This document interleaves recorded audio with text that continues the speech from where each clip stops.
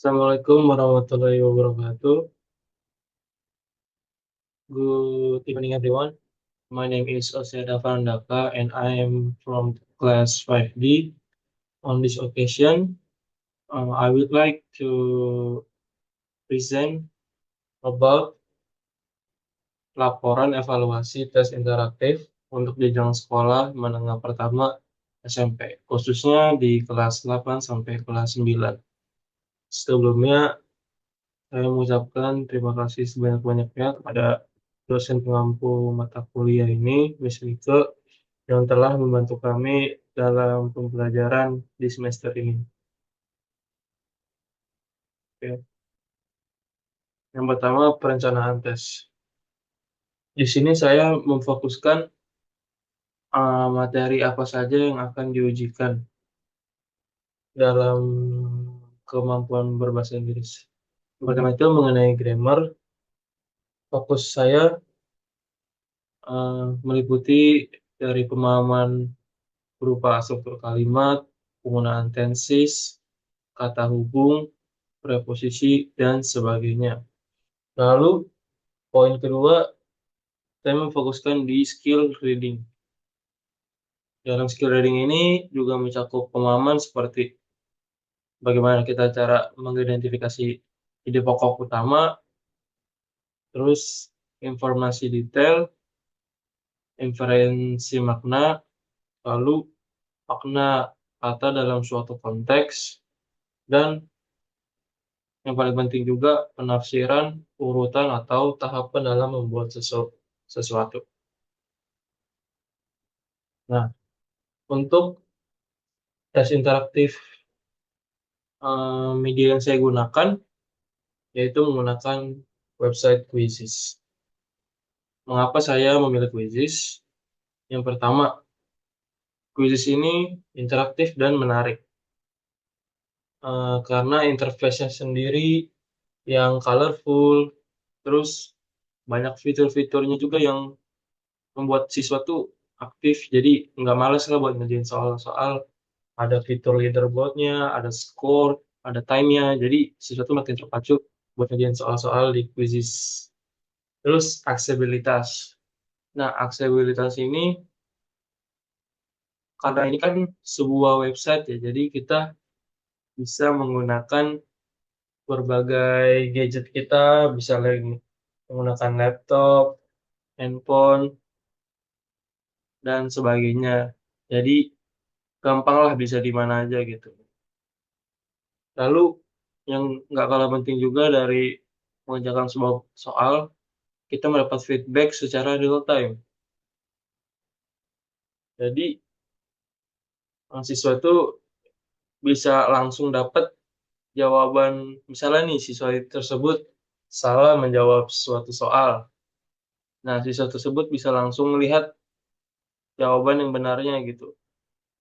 Dan di Quizizz juga kan ada fitur random question gitu, kayak mengulang jawaban soal yang salah. Jadi kayak kesempatan kedua gitu buat menjawab soal yang salah.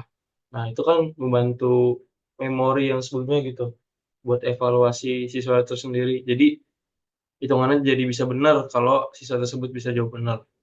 Nah, itu salah satu feedback yang menguntungkan. Lalu kemudahan dalam analisis data. Nah, khusus ini menawarkan fitur-fitur yang membuat guru itu memudahkan lah gitu buat menilainya. Oke, sebentar saya kasih lihat.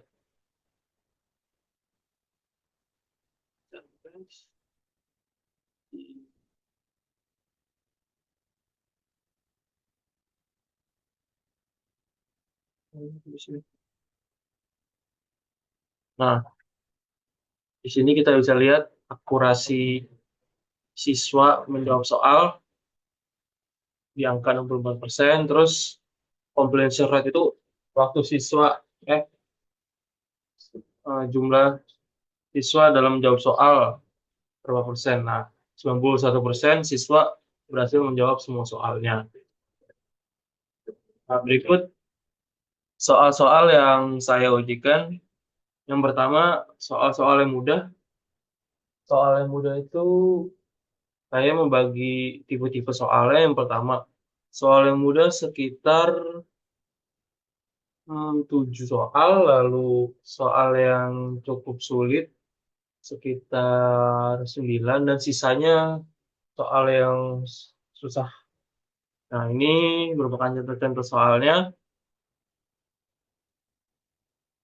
Bisa dilihat jumlah siswa yang menjawab benar, siswa yang menjawab salah, terus bisa dilihat akurasinya. Dan ini waktu rata-rata siswa dalam menjawab soalnya sekitar 10 detik. Di soal-soal kita juga siswa lebih banyak tuh menjawab benar. Next. Nah, di sini seimbang, yang menjawab benar dan salahnya 7 7, dan yang nggak menjawab ada 2. Ini juga seimbang. Next. Ini banyak yang benar, ini juga. Ya, kurang lebih untuk soal-soalnya seperti ini.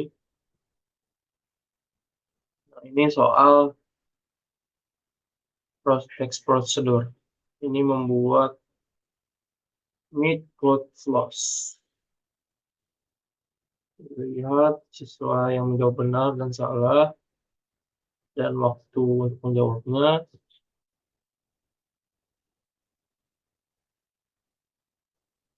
Ya, kurang lebih seperti ini untuk soal yang saya berikan.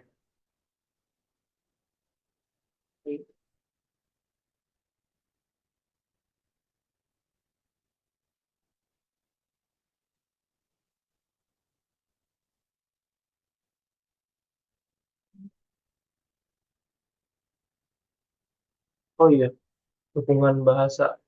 Nah, karena kuis ini juga yang saya ujikan kan soal bahasa Inggris. Nah, kesinambungan antara bahasa Indonesia dan bahasa Inggris ini memudahkan kita seorang guru untuk mengujikan suatu tes di dalam suatu wadah. Nah, ini di website Quizzes. Nah, itu tadi contoh soal-soalnya yang sudah saya beritahu. Dan untuk cakupan materinya bisa dilihat tenses, conjunction, preposition, dan struktur kalimat untuk grammar. Lalu di reading saya memfokuskan untuk ide utama, detail sebuah informasi, inferensi, dan makna kata dalam suatu konteks. Dan yang tadi juga prosedur untuk mengetahui tahapan-tahapan. Nah, ini dia pelaksanaan tesnya tadi. Karena di quizzes itu ada tipe-tipe juga, di sini saya membuat game type itu homework, nggak real time. Jadi dalam waktu kapanpun bisa ada batas deadline-nya, seperti di Google Classroom dan lain-lain. Untuk partisipannya ada 14 orang, dengan total percobaan 16, berarti ada yang mencoba lebih dari satu kali. Nah, tadi ini kelas akurasinya capai 64%. Nah, bagaimana cara menghitung akurasinya? Dari total point gain by class for correct and partial correct answer, or the total point for the quiz of number of student.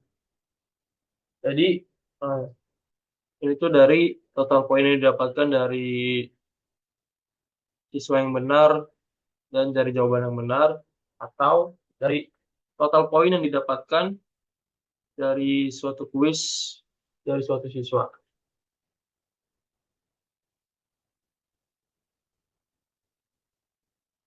Oke, poin selanjutnya mengenai refleksi desain, tes, dan penggunaan teknologi.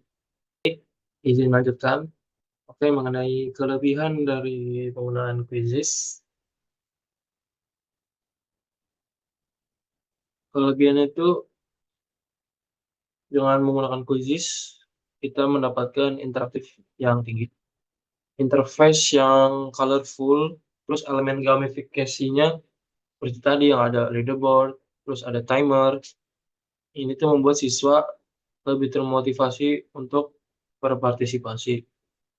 Lalu pemberian feedback juga secara instan memungkinkan siswa untuk langsung memahami kesalahan mereka secara real time. Lalu kemudahan aksesnya, platform ini didukung berbagai perangkat dari smartphone, laptop, hingga makanya fleksibel.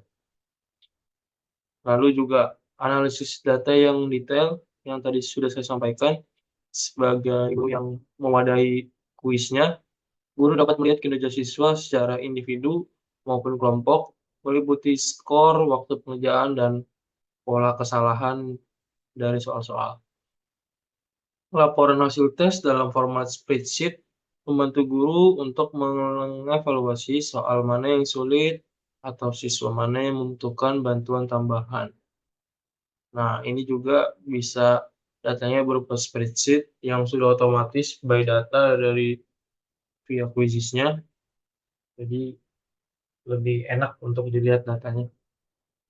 Lalu juga efisiensi waktu, karena tes berlangsung lebih cepat karena hasilnya langsung tersedia setelah siswa menyelesaikan soal.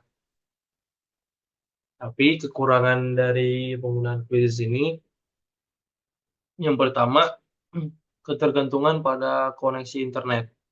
Karena balik lagi ini kan digital, jadi kita perlu konek, koneksi internet yang stabil. Nah, kalau siswa yang memiliki jaringan yang lemot mungkin terganggu dari tes ini, jadi dapat menghambat pengerjaan tes. Lalu, batasan format soal. Beberapa fitur seperti audio atau drag and drop mungkin kurang optimal jika dibandingkan dengan platform e-learning lain. Nah, kalau di Quizizz ini nggak ada fitur audio, jadi hanya sekedar kuis soal gitu, pilihan A, B, C, D. Lalu kurangnya dukungan untuk proktor tes. Nah, karena saya menerapkannya dengan type-nya itu homework, PR, jadi guru itu tidak bisa memantau langsung dalam dalam waktu siswa mengerjakan soalnya. Jadi kurang bisa mengantisipasi kecurangan-kecurangan yang dilakukan oleh siswa dalam melakukan pengerjaan soal. Kesimpulan yang dapat saya ambil, penggunaan Quizizz sebagai platform untuk mendesain dan melaksanakan tes berbasis teknologi memberikan pengalaman yang menarik dan bermanfaat. Tes ini tidak hanya mempermudah evaluasi pembelajaran bahasa, tetapi juga memberikan wawasan mendalam kepada guru tentang kekuatan dan kelemahan siswa secara real time dengan Quizizz. Melalui gamifikasi dan fitur analisis yang kuat, Quizizz berhasil meningkatkan motivasi siswa sekaligus menyediakan alat bagi guru untuk mendesain tes yang interaktif dan responsif. Namun, untuk memaksimalkan efektivitasnya, diperlukan pengelolaan yang lebih baik terhadap kendala teknis seperti koneksi internet dan pengawasan yang lebih ketat untuk mencegah potensi kecurangan. Pengalaman ini menunjukkan bahwa teknologi memiliki potensi besar untuk meningkatkan kualitas pembelajaran, terutama dalam konteks evaluasi bahasa, asalkan platform digunakan dengan strategi yang tepat dan dukungan yang memadai. Ini menjadi respon yang positif atau dampak yang positif bagi siswa yang mengerjakan soal-soal di thesis. Itu saja yang dapat saya sampaikan dalam kesempatan kali ini. Mohon maaf apabila ada kekurangan, apabila ada salah kata mohon dimaafkan. Sekian dari saya. Terima kasih atas waktunya. Wassalamualaikum warahmatullahi wabarakatuh.